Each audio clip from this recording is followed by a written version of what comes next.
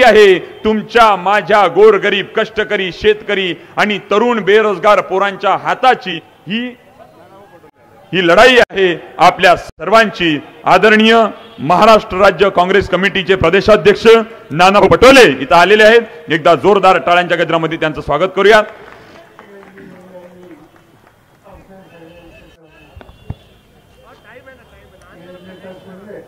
ये लड़ाई आ गई है।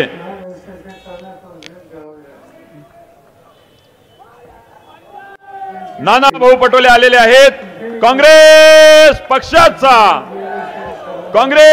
पक्षाचा आणि हीच काँग्रेस पक्षाची ताकद। नाना भाऊ पटोले स्वतः देवेंद्र फडणवीसांना टक्कर देण्यासाठी मैदानात उतरलेले आहेत। एकदा जोरदार टाळ्यांच्या गजरामध्ये आपण ताकदीनं स्वागत केलं पाहिजे। आणि म्हणून इथली संस्कृती इथली शेती महाराष्ट्रामध्ये एक वेगळे शिक्षण असतात। या महाराष्ट्रानं देशाच्या निवडणुकीमध्ये देशाचे प्रधानमंत्री नरेंद्र मोदी यांना महाराष्ट्र वेगळा कसा याचं दर्शन त्याचं महत्वाचं कारण मोदी साहेब या निवडणुकीला ठिकठिकाणी सांगत होते की माझे 400 खासदार निवडून द्या। बाजाराचं काम करायचं असेल केंद्र सरकार सांगायचं असेल तर 300च्या आसपास सुद्धा खासदार हे पुरेसे असं असताना 400ची मागणी का? त्याच्यावर काही हेतू असला पाहिजे। आणि आम्हा लोकांच्या लक्षामध्ये हे आलं की या देशामध्ये डॉक्टर बाबासाहेब आंबेडकरांनी घटना दिली त्या घटनेत दुरुस्ती करायची असेल शिरवाळ करायची असेल तर त्यासाठी 300 खासदारांच्या मुद्द्याची आवश्यकता आहे। आणि मोदी साहेबांना या घटनेत काहीतरी करायचं होतं त्यासाठी काहीतरी काळजी घेतली पाहिजे त्याला उत्तर शोधलं पाहिजे। आणि दिल्लीमध्ये वेगवेगळ्या पक्षाचे नेते आम्ही एकत्र बसलो आणि आम्ही ठरवलं की उद्याची निवडणूक एकत्र करायची। त्याच्यामध्ये अनेक सहभागी झाले। सोनिया गांधी हजर होत्या त्यांचे श्रीमती राहुल गांधी हजर होते मी स्वतः हजर होतो। दिल्लीचे मुख्यमंत्री अरविंद केजरीवाल होते तामिळनाडूचे मुख्यमंत्री होते कर्नाटकचे मुख्यमंत्री होते कम्युनिस्ट पार्टीचे लोक होते शिवसेनेचे नेते उद्धव ठाकरे होते। आणि आम्ही सगळ्यांनी ठरवलं की निवडणुका एका विषयावर ठरवायचं आणि ते काम सुरू केलं। महाराष्ट्राच्या निवडणुका आल्या 5 वर्षांपूर्वी ज्या निवडणुका होत्या त्या निवडणुकीमध्ये भाजपला मोठ्या प्रमाणात शक्ती मिळाली। कालची निवडणूक आम्ही एकत्र निवडली त्याचा परिणाम तुम्ही महाराष्ट्राच्या जनतेने आमचा विश्वास ठेवला आणि आम्हाला कळलं जवळपास 30 जागा निवडून दिल्या आणि महाराष्ट्रानं या देशाला एक दिशा लोकसभेची निवडणूक झाली। असा निवडणूक आहे महाराष्ट्राच्या विधानसभेत गेले 10 वर्ष 2 वर्ष सोडली तर महाराष्ट्र राज्य हे भाजपच्या हातात भाजपच्या हातात असताना काही फसव होत नाही। त्या पक्षामध्ये आजचे मुख्यमंत्री एकनाथ शिंदे हेही होते त्यांनी काही आमदार लोक एकत्र केले बृहत ठेवले आणि तिथून पक्ष फुलून त्यांनी एक वेगळं सरकार बनवायचा प्रयत्न केला की भाषा होत होती तुमच्यामध्ये धमक असते तर लोकांच्या समोर जा लोकांशी हुशार वागा, मोहम्मद रसूलचं राज्य करा. लोकशाहीमध्ये हा अधिकार आहे. पण तुम्ही माणसं खोजायची, त्यांना काही देणं घेणं करायचं आणि स्वस्त हातामध्ये घ्यायचा प्रयत्न करायचा. त्यांनी केलं तर केलं. तर आमच्याही भाषणाचे काही लोक, अजित पवार आणि बाकीचे लोक त्याच्यामध्ये सहभागी झाले. आणि त्या सहभागी होण्यामध्ये तुमच्या तालुक्याचा अंदाजा सुद्धा उद्योग होता. ही गोष्ट आता स्पष्ट झाली आणि त्यांनी हे राज्य हातामध्ये घेतले. तुमच्या ठाकरेंच्या सारखा एक संस्कृत माणूस राज्याच्या हिताच्यासाठी कष्ट करून केलं, त्यांच्या हाताची सत्ता त्यांनी काढून घेतली. तर काही संधी असे दिसतात परिवार अशा संकट होते आणि अशा संकटाच्या काळामध्ये महाराष्ट्राला या संकटातून वाचवायला उद्धव ठाकरेंनी प्रयत्नाची पराकाष्ठा केली. त्यांनी जवळून बघितलेल्या आणि अशा काळात तुम्ही सरकार करता माणसाला बोलण्याला अक्कल लागत नाही, उभं करायला अक्कल लागते, तयार करायला लागते. हे बोलण्याचा उद्योग हा विषय या लोकांनी केला. त्याच्या मात्र भाजपची शक्ती होती. निवडणुका होणार, जवळ आलेली आहे. उद्याच्या निवडणुकीमध्ये या लोकांना धडा शिकवायचा आणि त्याचं महत्वाचं कारण त्यांनी काय केलं. आपल्या तालुक्याचा विचार करा. एकेकाळी या तालुक्याचा नाव लौकिक अतिशय चांगलं होतं. मला आठवत आहे माझ्याबरोबर याच तालुक्याचं स्वर्गीय नृत्यभाषी यांच्यासारखा एक अत्यंत सुसंस्कृत अशा प्रकारची व्यक्ती इथला आमदार होता. अनेक चांगले आमदार या भागातून गेले. महाराष्ट्राच्या राजकारणात त्यांनी काम केलं. अलीकडच्या काळामध्ये आम्हाला लोकांची एक चूक आहे आणि ही चूक झाली आणि आज इथल्या आमदाराने त्याची निवड आली केली. आणि तेव्हा येऊन सांगितलं की त्यांना मस्त द्या, आमच्या शब्दाची किंमत असते.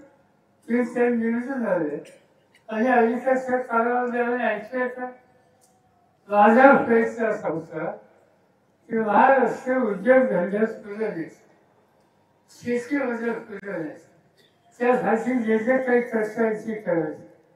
पुणे जिल्हा हा माझा जिल्हा, तुमचा जिल्हा, त्या जिल्ह्यासाठी काही वेगळ्या करायची कल्पना आणि ठरवलं की या ठिकाणी उद्योगधंदा वाढवले पाहिजे, मुलांच्या हाताला काम मिळालं पाहिजे. त्याचा सवाल मुख्यमंत्री होते, नेते होते. त्या काळात त्याने मोठं काम केलं. ही शिक्षणाला औद्योगिक गंजी उडी झाली. त्यांचा काळचा लागला शासनाच्या बजाज याच्यासाठी कंपन्यांनी हजारो लोकांना त्या ठिकाणी काढलं. माझ्याकडे मुख्यमंत्री म्हणून जबाबदारी मी विचार हा केला की पुण्याची प्रगती शिक्षणाची प्रगती म्हणजे सहज पुणे जिल्ह्याची प्रगती नाही.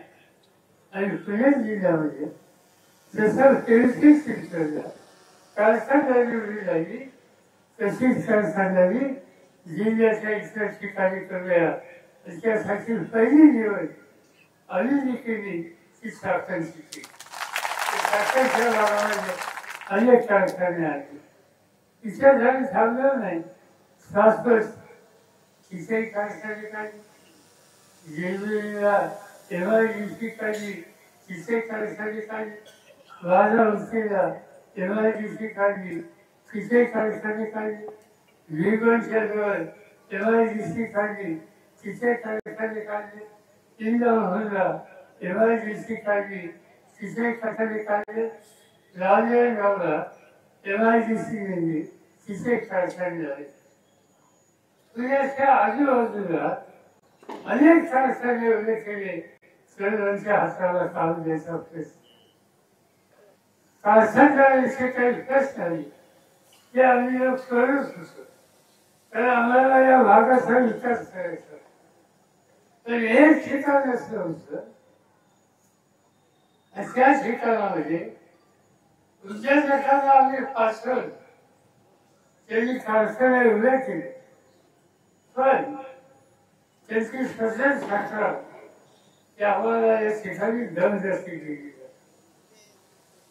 कारखाने झाले, कारखान्याच्या बरोबर वेगवेगळ्या प्रकारचा वाणी दिसतो. त्याचा उपयोग नाही असाही वाणी दिसतो. काही लोकांनी इथं उद्योग सुरू केले, पण असा कारखाना असला त्याच्यात भांडार निघत असते, त्याची नाराजगी असते. इथे काम करायचं असेल तर मी सांगेल त्यालाच नोकरी दिली. मी या ठिकाणी छोटा मोठा कारखाना काढली, माझ्या कारखान्यात सामान तुम्ही घेतलाच पाहिजे. आणि असं नाही केलं तर जे कोणी नेते लोक होते त्यांचे भाऊ आणि त्यांचे सहकारी त्या उद्योजकांना अत्यंत त्रास देत होते. ही तक्रार माझ्याकडे आलेली होती. आणि मी एक दिवशी या तुमच्या भागातील शासन जेवढे उद्योजक आहेत त्यांची बैठक पुण्यात बोलवली आणि त्यांनी सांगितलं की तो त्रास नक्की करू शकतो. ते नाव घेतलं की त्या मंडळात, त्या मंडळाच्या भावात मी बसलो असतो. त्या आमदाराची तिकीट आम्ही दिली आणि तेव्हा सांगितलं त्यांनी दिल्या. तुम्ही आमच्या समाजाची किंमत केली आणि यांनी सामान्य माणसाच्या हिताची जवळजवळ करण्याच्या ऐवजी इथं कारखान्याचे त्या कारखान्याने प्रकल्प निर्माण करणं आणि तिथून अन्य प्रकारचे व्यवहार करणे हे उद्योग सुरू केले.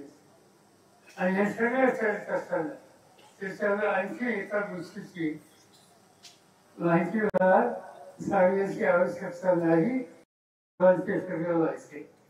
आणि ते म्हणजे दहशतवाद, जलदस्ती. त्याच्या मनाच्यासारखी एखादी गोष्ट तुम्ही करत ठरवली, तो व्यापारी असेल, तसा दुकानदार असेल, सहसा व्यावसायिक असेल, तिच्या जलदस्ती दिसते. तेव्हा काम करून देणार नाही अशा प्रकारची गोष्टी केली. आणि त्यामुळे या सवयी भागाकडे वागण्याचा दृष्टिकोन उद्योजकांचा आणि बाकीच्या लोकांचा वाईट झाला. हा परिसर महाराष्ट्राच्या इतिहासामध्ये आणि शासनाच्या इतिहासामध्ये अत्यंत मोलाची काम करणारा असा हा परिसर. राजबंधूचं नाव देशाच्या कानाकोपऱ्यात घेतलं जातं. हिंदुस्थानच्या स्वातंत्र्यासाठी ज्यांनी कष्ट केले, ज्यांनी प्राणाची आहुती दिली, ती देण्याची तयारी केली, अशा स्वातंत्र्य सैनिकांचं नावलौकिक या भागामध्ये त्याच्या असोसिएशनच्या या देशाचे काल झाला निवृत्त झालेले सर्व देशाचे न्यायाधीश, सरन्यायाधीश ते या भागाचे. त्यांचे वडील आम्हा लोकांचे सरकारी होते. तेही सर्व देशाचे प्रमुख न्यायाधीश होते. ते या भागाचे होते. आणि त्यामुळे तुमच्या भागाचा नावलौकिक हा देशामध्ये कर्तृत्ववान लोकांचा, उद्योजकांचा, उत्तम शेती करणाऱ्यांचा अशा प्रकारचा होता. हा सर्वलौकिक जो तुमची प्रतिष्ठा वाढवणारा, पुण्याची प्रतिष्ठा वाढवणारा, महाराष्ट्राची प्रतिष्ठा वाढवणारा, हा पूर्णपणाने उद्ध्वस्त करण्याचं काम तुम्ही केलं असेल तर या ज्यांच्या हातामध्ये तुम्ही लोकांनी, आपली लोकांनी सत्ता दिली त्याच्याकडून हे काम झाले.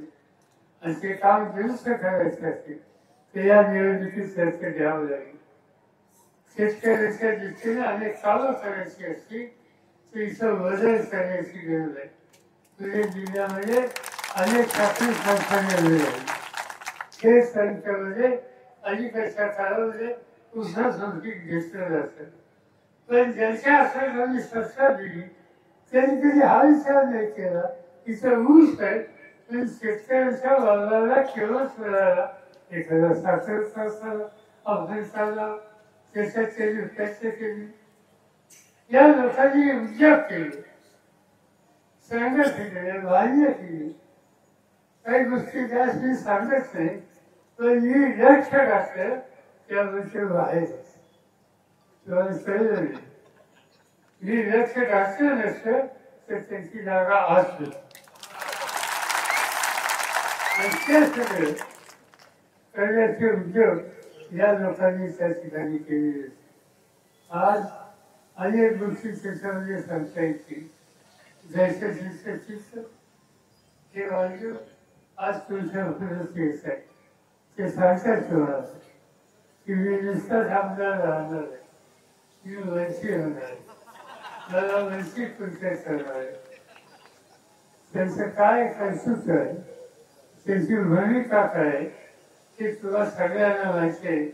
त्याला तुम्ही वंचित होणार आहे वगैरे किती छापा मारल्या तर त्याच्यात नाही. त्याच्यामध्ये तुम्ही एसटीसीची विचार करू नका. मी एवढं सांगू इच्छितो की त्यांना एवढी हे असते तर ते या सगळ्या संकटात किती वाजले असते हे सांगता येत नाही. एक वर्ष त्यांनी खरीच केली. त्याबद्दल तुमचे काही दिवसापूर्वी बोलले की बाळासाहेबांच्या बोललं मी वाचलं. त्याचं माझ्या आयुष्यामध्ये भाजपने मला तुरुंगात टाकलं असतं. काय असेल ते करा, भाजपला बदलू नका. आणि जाऊन बसले कोणावर लगेच कोणाची घेतली, कोणाच्या असं काम करते. आज माझं स्पष्ट म्हणणं आहे की यांचा विश्वास करण्याच्या संबंधीचं हे व्यक्तिमत्व नाही. या तालुक्याचा विकास करण्यासाठी त्यांचं वलन केलं पाहिजे. या तालुक्याच्या लोकांचे प्रश्न सोडायचे असतील ते इथं लढा इथं नवं नेतृत्व हे उभं करण्याच्या बद्दलची आवश्यकता आहे. आणि त्यासाठी मला आनंद आहे की महाराष्ट्रामध्ये आम्हाला लोकांचे सहकारी आणि शिवसेनेचे नेते उद्धव ठाकरे आणि त्यांच्या सरकारने आम्हाला या ठिकाणी बाबाजीचं नाव दिलं आणि त्यांच्या हातामध्ये आपल्या तालुक्याचं नेतृत्व घ्यावं या प्रकारची गोष्ट करण्यात. अनेक लोकांनी आमच्याकडे तिकीट मागितलं, असं जायचं की तिकीटाची मागणी होती. देवेंद्र इथं बसले, त्यांच्याबद्दलच्या लोकांनी शिफारस केली होती. या ठिकाणी आमचे सरकारी शास्त्र बसलेले त्यांच्याबद्दलचं नाव पूर्वी काही लोकांनी घेतलं होतं. पूर्वीचे आपले आमदार आज जे हयात आहे त्यांच्या पत्नीचं नाव घेतलेलं होतं. पण आम्ही चौकशी केली लोकांच्यामध्ये ती सगळी नावं चांगली आहेत. पण या जिल्ह्यामध्ये सगळ्यांना बरोबर घेऊन जायचं असेल तर बाबाजीच्या नावाचा विचार केला पाहिजे. आणि त्यासाठी उद्धव ठाकरे आम्हा लोकांच्या सोबत या नावाची सूचना केली आणि सगळे एकत्र बसलो आणि अस्वस्थ विचार केला की या तालुक्याला योग्य दिशा द्यायची असेल, या तालुक्याचं उद्योगधंदे व्यवस्थित चालू द्यायचे असतील, तिची शेती संवर्धन करायची असेल, तिची गुंजगिरी थांबवायची असेल तर आव्हान सगळे एकच आलं पाहिजे. आणि या निवडणुकीमध्ये बाबाजीला मोठ्या मतांनी विजय केला पाहिजे. हा शेती त्यांची खून मशाल आहे, ती मशाल हातामध्ये घ्या.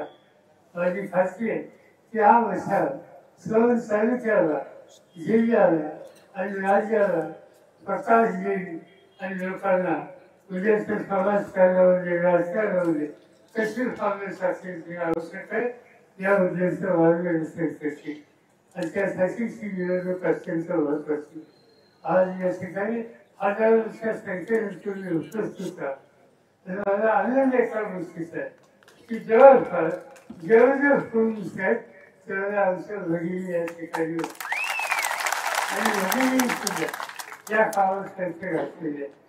त्याचा अर्थ एक गोष्टी आहे की लोकांचं मत त्या तालुक्याचं मत जे वेगळं असते त्या तालुक्याच्या वर्षाप्रमाणे तुम्हाला इथं परिवर्तन पाहिजे आणि ते परिवर्तन वसा भाषामध्ये घेऊन उद्याच्या निवडणुकीच्या मतदानाच्या दिवशी मोठ्या संख्येने त्या ठिकाणी हजर राहा, मतदान करा.